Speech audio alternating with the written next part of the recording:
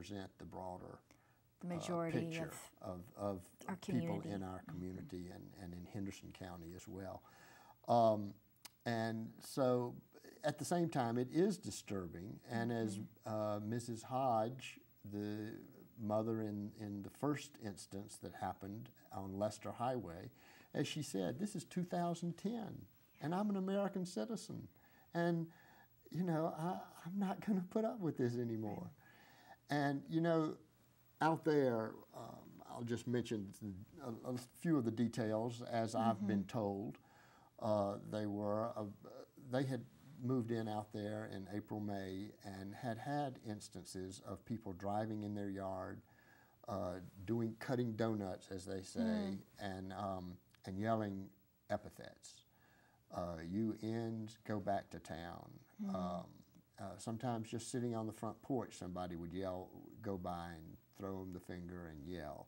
And we should probably mention that Leicester, in our area here, Leicester is an area that is more country.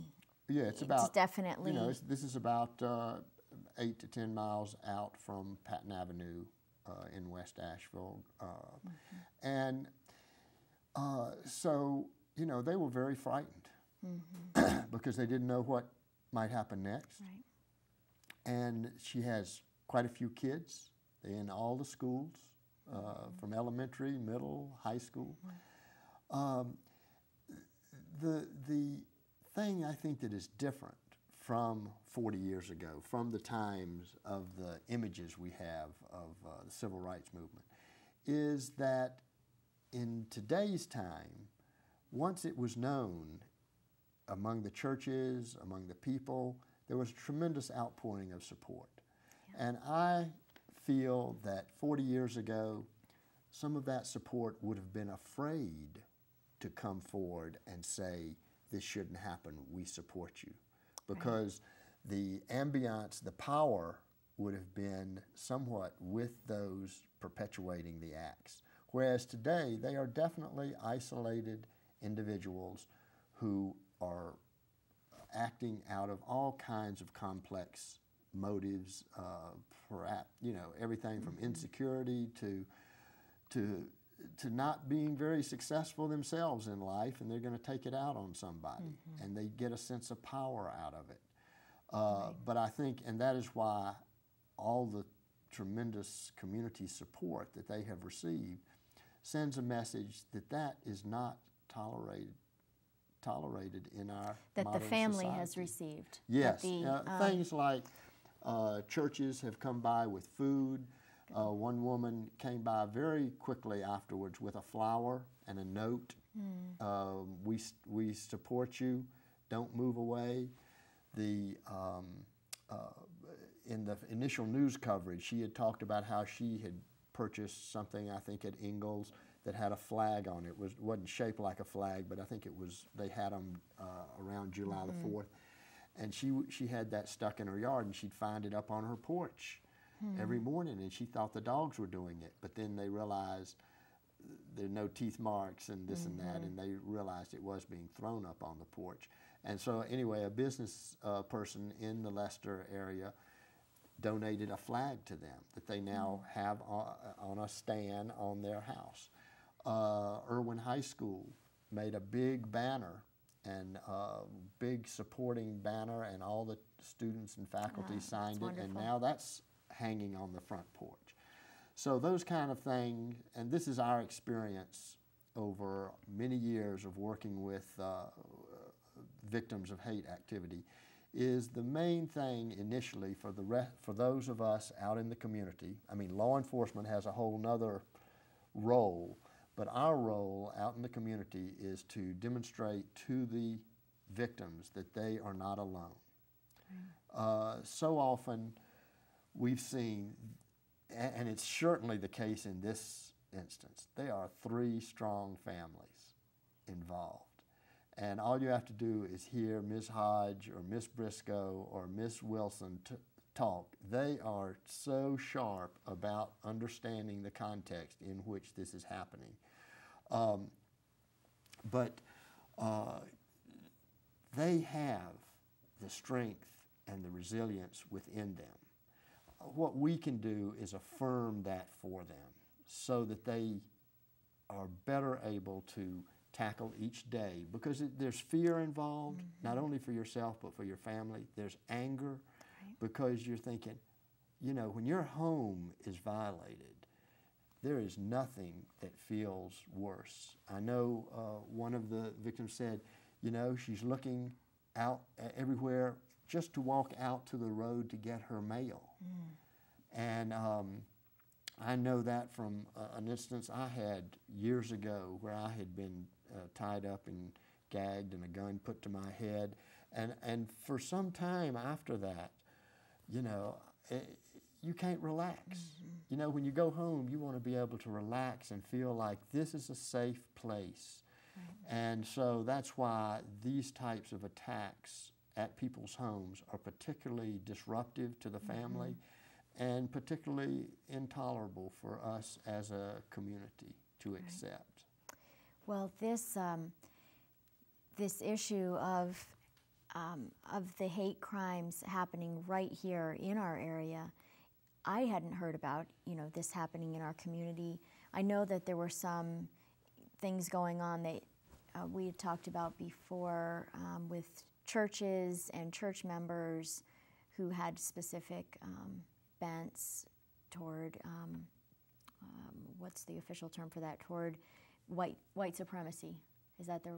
Right. But I hadn't heard of this being brought to someone's home who's right in the... Right, and that is the hardest thing. And, you know, on one hand, these instances do keep happening. I mean, back in the 1990s, right over here, 3 blocks from where we're sitting, Mitty Owens came out to hear, he heard a glass break, and he came out to ask what was going on. Well, he asked the head of the skinheads at the time. There was a skinheads presence in Asheville in the early 90s, and they beat him up. They said, you know, what are you, N-word, talking to us? You have no right to talk to us, and they beat him up. Well, they beat up the wrong guy, and he filed a police report, and then the next day there were 125 people in his front yard, and the chair of the county commissioners was there also to declare hate not wanted here. And that helped create a great atmosphere, and subsequently led to the skinhead's conviction and a 2-year sentence. And it was the first conviction, I believe, under the new, at the time, North Carolina ethnicity law, which, you know, with hate crimes, there's not anything that's specifically a hate crime.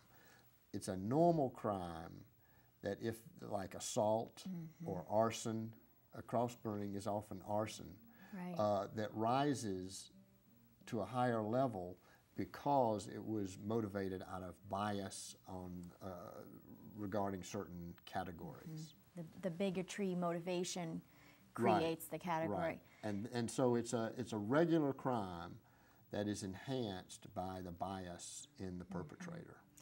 You know, what you said earlier really made a point. I want to go back to what you had said about how do we empower, your approach to finding a way to empower these individuals who have experienced the hate crimes, because they're struggling just to put one foot in front of the other in their daily activities. So even though it's wonderful for the community to think of showing all of this support, and it makes us feel better to do things. I met Bob Smith this past week, and he was talking about how sometimes we just have to really be respectful of showing support, being available, but also giving space. Yeah, in fact, that's a very important point. And Bob Smith is the executive director of the Asheville-Buncombe Community Relations Council, and we have been working together on several of these issues.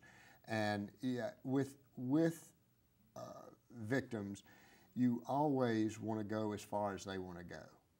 I mean, you always would ask them, can I share your address if somebody would like to write you a letter? We had a situation back in the 90s in Madison County where one of the 2 black students at the high school, 3 rough guys tried to kill him they drove a truck right at him while he was weed eating at the school doing a summer job. He had to jump up on the hood to get out of their way. Wow. And so we approached the family with, what would you like to do about this? Would you like this to be public, or would you like for it to be handled quietly behind the scenes, you know, with law enforcement and everything? But the family said, you know, this is not appropriate. We want it public. And so only with their permission did we take the information to the Asheville Citizen, and it was a big front page story feature about the family and what they had experienced. And as a result, the ministers in Madison County came together, and they put out a statement saying, this is not what our community is about. And that had changed the whole atmosphere up there. And the attention also helped make sure that everybody in the whole system, law enforcement, the courts, knew that this was an important thing. And as a result, those 3 boys, young men, were convicted in the court up there. So, but you do have to decide. Now, I've worked with another situation where the person said, I just can't do that.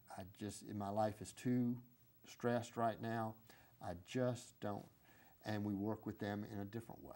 And so there may be more incidents going on, but we don't hear about them in the public news sometimes because the people may not want. Right. Well, you know, I think racism, unfortunately, is pervasive.